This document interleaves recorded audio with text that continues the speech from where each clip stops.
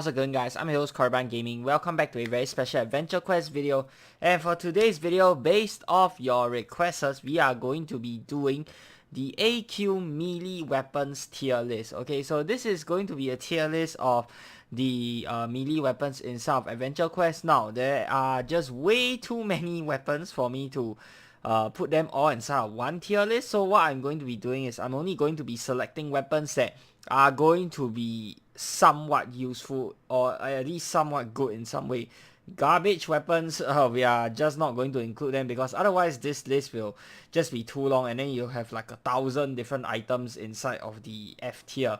You guys know what I'm saying? So yeah, only weapons that are good or used to be good or situational will even be considered for this tier list. That being said though, there are a lot of items here, so hopefully I can remember what every single one of them does, and it did take me quite a little bit of time to gather all the images. A lot of them don't have any forum images, so I had to go ahead and get them myself, and yeah, that was not easy, but at the same time I was also able to refresh my memory a little bit on what each item does. So hopefully I will be able to rank them accurately, because sometimes when I'm doing these rankings, like, there's a lot of things that I need to remember and I just cannot possibly remember everything. That's why I end up editing maybe or changing my mind on certain items and then pinning the comment at the bottom of the video. Hopefully I'm able to remember everything this time. If I don't, I do apologize for that. I will pin a comment, okay, to update the tier list if I feel that there's anything that needs to be changed. Apart from that, one last thing before we get started, this is a tier list, so this is going to be opinionated and these are my opinions alone. So if you guys agree or disagree with me, let me know down in the comments. Would love to hear your guys' feedback on the tier list as well. If you want to discuss with other people on this tier list or discuss with me, you guys can go ahead and join my Discord. The link to my Discord is on the right hand side of the screen. So without further ado, let us get started. Okay, so the first item, we have the Thundersplitter weapon. Okay, this one, oh my god, I can't remember for the first item. I'm very sorry. Let me go ahead and refer. You pay 20% melee in HP to attempt to inflict a power 1 energy burn, or you can deal 0.65 times damage in exchange for auto hit. So this weapon, I would say it is situational. It is actually good for the auto hit. On top of that, the burn is actually decent since you can stack the burn to a crazy amount. But apart from that, it is definitely not like super strong or anything. It's useful, but not super strong. The next one, this one, I believe this should be MagnaBlade. Is this MagnaBlade? Yeah, okay, I think this is MagnaBlade. MagnaBlade, 20 proc sword. Okay, you take extra 5% you do extra 5% damage as a part of the Mastercraft effect, and you take about 17.857% increased damage, but deal extra 25% damage. So if you want to do a lot of damage, this is actually really good. I will put this in best in slot. Definitely a contender with the Bloodblades. Alright, next up, AQxe. Okay, this one, you gain extra damage each turn, capped at plus 10%. Honestly, this one is just meh. Like, why would you want to drag out the battle so long in order to get a full effect? I think you need like how many turns? Quite a few turns in order for this to reach full power, and even at its full power, it's really not that good. So yeah, this is going into the meh category. Next up, this one, I believe this is the Kindred Sword. Okay, so the Kindred Sword, you can click on it for auto hit with the charges, so this is actually really good. And yeah, that's all it does, I think. So the only downside compared to other auto hit weapons is that you need to charge up this thing in order to use the auto hit effect. But apart from that, I don't think there's a damage penalty, right, for the auto hit, if I'm not wrong. I'm not entirely sure, but yeah, this one I would say is situational. Next, we have Zabura's, no, not Zabura, sorry, Zealot's Wrath. Zealot's Wrath from the Z token package. Very cheap Z token package and does extra lucky strike damage. So this is actually best in slot damage if for light. DragonFire Sword. Definitely one of my favorite golden gift box items ever released, and one of the first few golden gift box items ever released. Can this make a comeback, pretty please? Like, apart from the artwork, which I am totally a big fan of, the effect used to be pretty good back in the day. You spend a bit of SP, you get extra damage as well as extra BTH. This used to be best in slot fire weapon back in the day before the Bloodblades were released. So yeah, this used to be good. I wish that it will make a comeback though. I'm not sure if it's based off a movie or what. That's why we aren't seeing a comeback. But please, I've been asking for this, but we never got it to come back, or at least let the effect return in some way, or just recolor this thing. Like, I really like the look of the blade, as well as I really like the effect as well. Next, this one is the Pyromancer Bloodblade. Okay, you might be thinking, why are the Bloodblades and Bloodsucker Swords here? Is because they can switch between melee and magic. So this technically does count as a melee weapon as well. So this is obviously going to be best in slot for fire damage. Alright, this next is the Kaze Rock. Don't know, Kaze, Shamrock, something weapons. There's a few different elemental variants of this, but they all do the same thing. Extra 1.5 times lucky strike rate. This one, because Bloodblades exist, I would say they are not super duper good, even though technically they are on the same level as they have the same effect as the Zealot weapons, but the Zealot weapons, it's better because you can change between 3 damage types, and on top of that, the Zealot weapons, I think there is some mastercraft or something, right? Am I wrong? Yeah, you deal extra 15% damage as well. That's why they are the best. Okay, Zabura's hammer comes with a very powerful skill, not the most powerful skill, but rather powerful skill. And the skill can also attempt to inflict blind. So I would say it is situational because of the blind. Alright, it's not the strongest skill in the game. If it was, it would be up here, but it is not.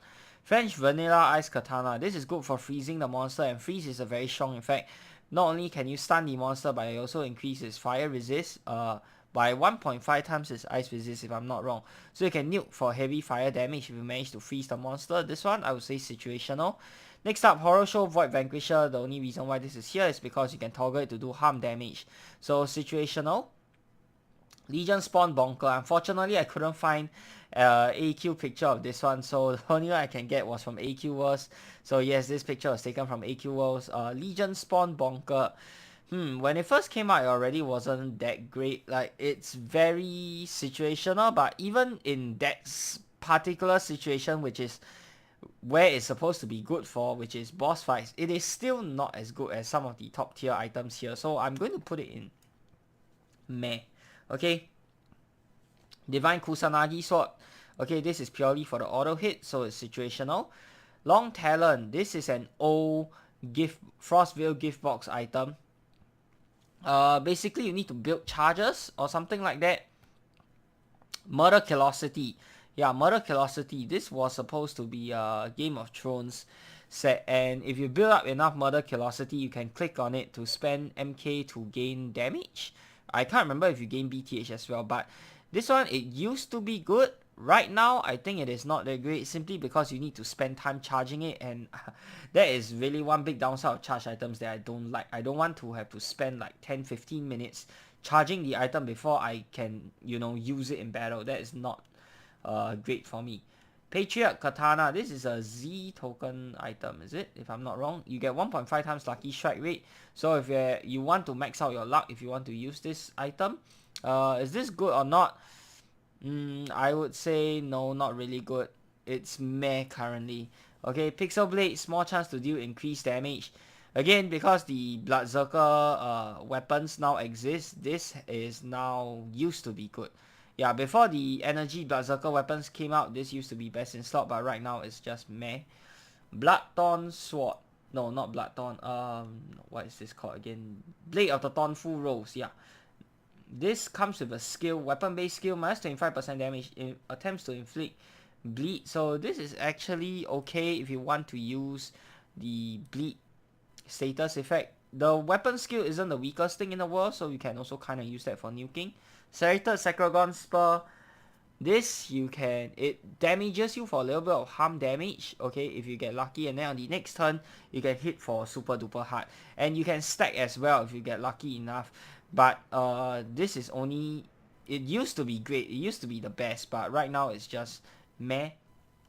ShadowWalker's Dagger of Time, calendar class item, very premium item, and it has a small chance to grant you celerity for your entire side, including your pet and your guest. And we have the full set bonus, the celerity chance is double. I would say it's meh, because it's not a guaranteed chance of granting celerity. Solar Flare Staff, you can call forth the guest that can heal you. So this, I would say, is it situational? It's not that good though. Just calling the guest, I would say it's meh. Yeah. Right, next up, this weapon. Oh, what is this actually? Is this a wind weapon? I'm going to see if I can find it. Maybe I'll remember the name. I think this is Tempest Scimitar. I hope I'm not wrong. Okay, 1.5 times lucky strike rate. Meh, same as the Patriot Katana weapon. Dragon Scythe of Elements. Oh, this one. For some weird reason, people like to use this because they are lazy to switch. I really don't understand the mentality. Like, the whole point and fun of Adventure Quest is to have a whole bunch of items which you can constantly switch into when you want to switch out and, you know, try out different combinations. So why would you use a compression weapon that compresses all 8 elements just because you are lazy to switch? But some people like that. Sorry, I just don't get this. I mean, if you want to have 7 utility weapons, I guess you want to put this in your inventory, but why would you need that many utility weapons? I don't understand. So this one, I would say, well, I put it in situational, but I don't see a situation whereby anyone will need 7 utility weapons, or any build for that matter will need 7 utility weapons. So I'm gonna put it here in meh. Not only do you deal very reduced damage, but you also take more damage. So the crazy compression that you get comes with heavy penalties. So yeah, this is definitely not my favorite item. Monolith Mace. What does Monolith Mace do again? Oops, sorry for that. Monolith Mace, let me see here. Do we have it here? Is it even here? Yes, it is. 1.5 times lucky strike damage. If you have hyper crit, I guess it's good. But yeah, it's meh. Next up, this one. Ooh, what is this weapon again?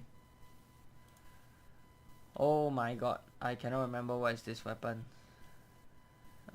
Energy? Is it an energy weapon? No? Is this perfectly balanced blade? Okay, we'll come back to this. This one is Giant Butcherer or Giant's Wrath. I cannot remember which one it is, but you deal a little bit more extra damage if the monster has greater than 0 strength. Situational or used to be good? Used to be good. Yeah, before the blood weapons existed, these deal extra damage if the monster is greater than something stat. Used to be the best items in the game. Back then, those were like in the Witch Waster days. Right now, they are just meh. They aren't weak, but they are meh right now. Okay, the Light Bloodblade, obviously top tier. Water Bloodblade, Bloodberserker Blade. Okay, all the Bloodblades, we are just going to chuck them here because they are all just elemental clones of each other. I'm not sure if I missed out any, but if I do, then just know that they are all going in the same tier anyway. Right, I think that's all the Bloodblades taken care of, right? Gauntlet of Sano. Very strong skill compressed inside. Let me see if it does anything else. I need to refer in case I forget.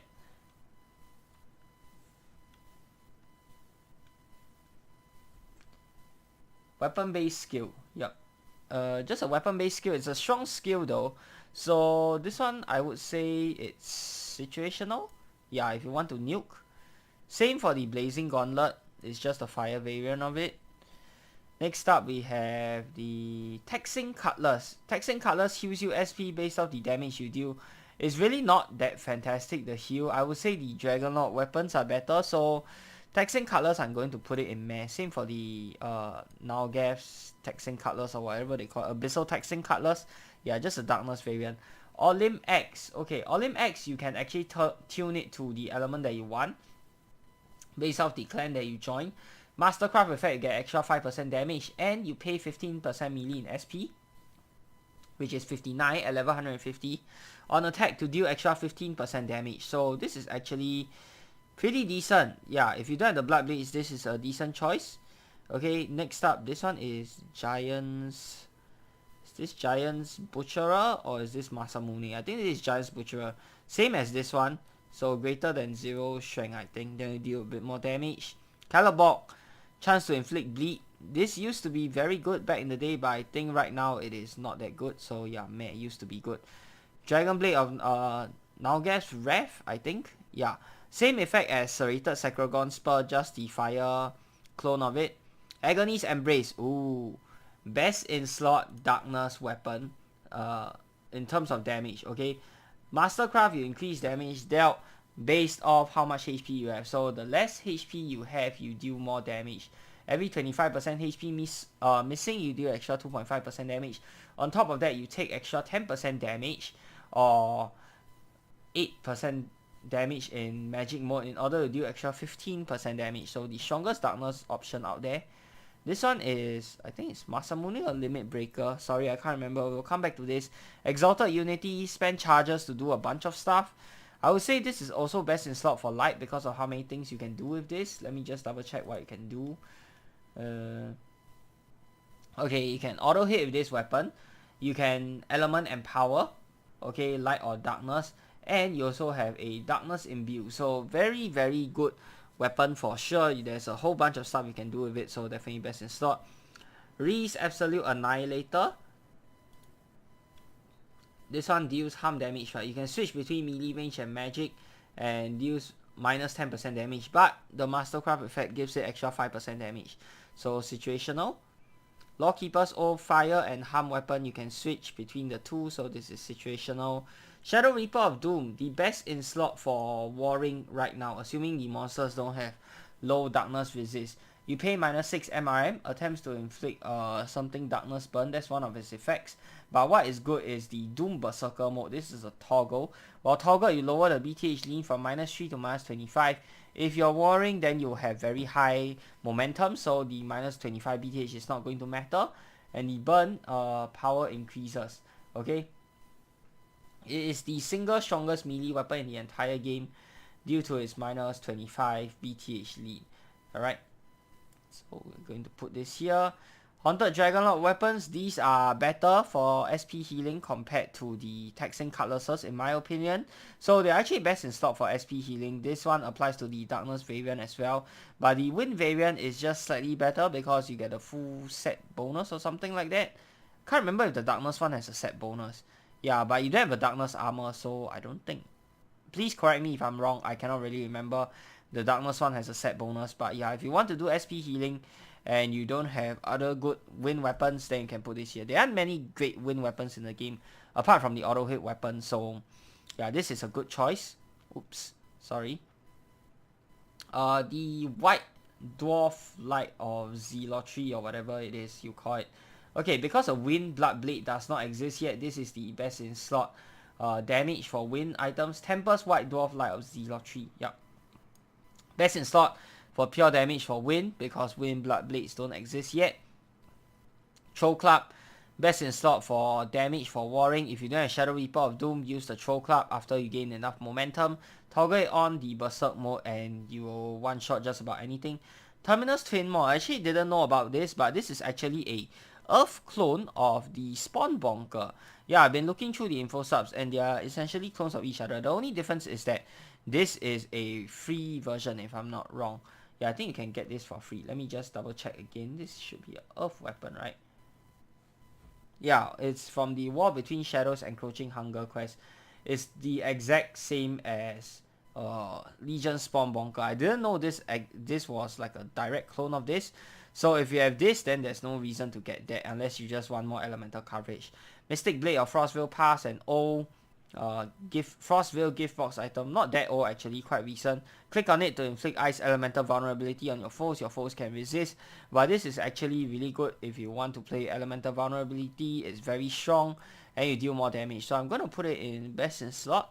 Okay, Terror Eater, you can eat fear for a huge nuke and I really love this. A lot of builds use this as well. The fear nuking is super strong and you can imbue or something to deal extra damage. I can't really remember how the resistances work on this thing, but this is an absolute beast of a weapon if you stack it with fear. Okay, so going to put this in best in slot. Master's Blade. Okay, I just spent half an hour looking for this weapon because I am blind. I thought I had mistakenly sold it was about to write an email to support asking if they could reinstate the item for me, but apparently I am completely blind. It was the first item sitting inside of my shared vault. Okay, even though I had already gone to my shared vault to look for it, for some weird reason I missed it. Okay, this one, I wasn't that keen on it when it first came out, so let's just double check what it does. So there's a few modes, 2 modes actually. The first mode is damage mode, do extra 15% damage, so yeah, that's actually not bad. Then there is the blind mode, attempts to inflict blind for 2 turns plus 0 save bonus. Flavor effect, both the damage boost and blind potency are scaled based on the player's HP. So below 50% HP you have no effect. Above 75% at 75% HP it's 50% effective. This is good because if you blind the monster, then the monster's not going to be hitting you. But then again, you really don't want to take damage using this weapon, so yeah, not that fantastic. Full set bonus, when you equip it with the shield, it doubles the base value of both modes. So extra 30% damage and a whopping minus 50 blind. So after the buff to it, I would say it is situational. Yeah, if you're playing dodge slash, I guess this could be good because it means you won't be taking damage. But other than that, I don't really see it being best in slot. Next up, the Royal Void whatever. And I cannot find a picture for this item, so I had to go to the wall. Luckily, I didn't have to do the entire quest just to get a picture of this item. So the this one is the reward variant. So the non-reward variant, it will just have a different color, but that's not a big deal. This, what does it do? Yeah, you can switch between melee and range, and you can change to harm mode. Pays 10% melee in SP, 39 at level 150 per turn, rather than take a damage penalty. So situational. Next up, Masamune. Masamune is a water weapon. Comes with a toggle. You pay 226 SP at level 150 if melee, and 208 at level 150 magic for extra 15 BTH and extra 40% lucky strike rate. Is this good? The cost is rather hefty. I would say why not just go for something like Dragon Guard, since that is going to be a lot more lucky strike rate. Do you really need the 15 BTH? Does it really matter? I would say no. Yeah, honestly I think this is just meh. Next we have Uragiri. It's a free to play darkness variant of the Shadow Reaper of Doom. If you don't have it, I guess you can get Uragiri also. If you don't have, there's no Darkness Bloodblade yet, right? Yeah, if you don't have Agony's Embrace, you don't have Shadow Reaper of Doom, you can get Uragiri. This is from a common shop, so very easy to get. You lose 6 MRM and you take extra 7.14% damage, but you gain 8.5 BTH and 10% damage. So a discount or cheap variant of your Bloodblade. Definitely best in slot for free to play players. Yeah. Okay, free to play, am I going to include people who at least have a house, at least? Yeah, you do get a free box every month just for being a guardian. So this is, I'll consider this free to play. Right, so best in slot darkness weapon for free to play players. If you're paid to win, get this or this instead. Okay, or even this. Alright. Zoe Handler, why is this here? Is because not only is it a common item, but it can inflict a prismatic burn. So prismatic burn is actually pretty strong if you know how to use it, but situational. I would say situational. I wouldn't go so far as to say it's meh. So this is actually a free item because it's only from a common shop, and you do hit with different elements. So against void dragons or monsters with balanced resistances, this is actually okay. But yeah, apart from that, what you really want to be using it for is the prismatic burn, and the prismatic burn is pretty crazy if you can get it to stack. Seesaw.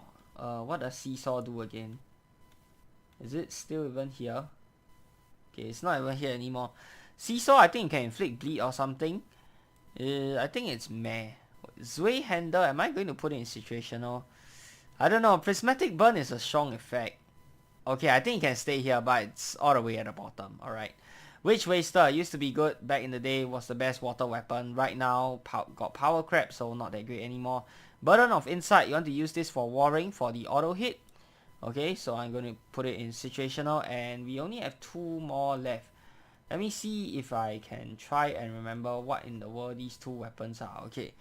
I think this is perfectly balanced blade. Yeah, it should be. I haven't went through that, right? I remember putting that in. So it's auto hit.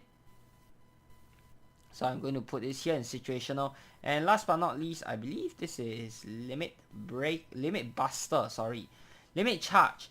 So for each, every time you lose a little bit of HP, you gain 1 limit charge. You must survive the damage in order to gain charges.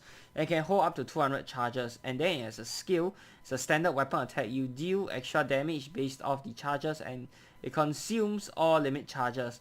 Okay, it is the strongest weapon skill in the entire game at full power, beaten only by status eaters like Terror Eater.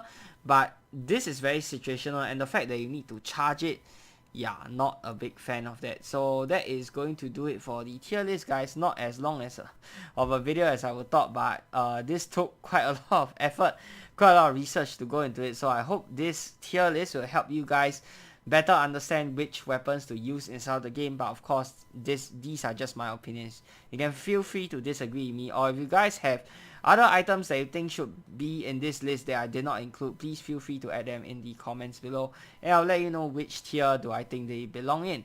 And yeah, if you guys want to discuss, join my Discord or comment down below. Alright, if you guys have enjoyed the video, be sure to give this video a thumbs up, and of course subscribe to this channel if you guys want to see more such future content. There'll be more tier list videos coming up soon, because apparently a lot of you guys like these type of videos where I go through and rank every single item. They seem to be a pretty popular category of video right now, like especially among games. Like, I see a lot of people putting up tier lists, whether it's on Twitter, whether it's on YouTube. So yeah, definitely be doing more of this. Alright, subscribe to this channel, and of course share it to all your friends. We are reaching 3,000 subscribers very soon. Till the next time, I'm your host Korriban Gaming. Peace out.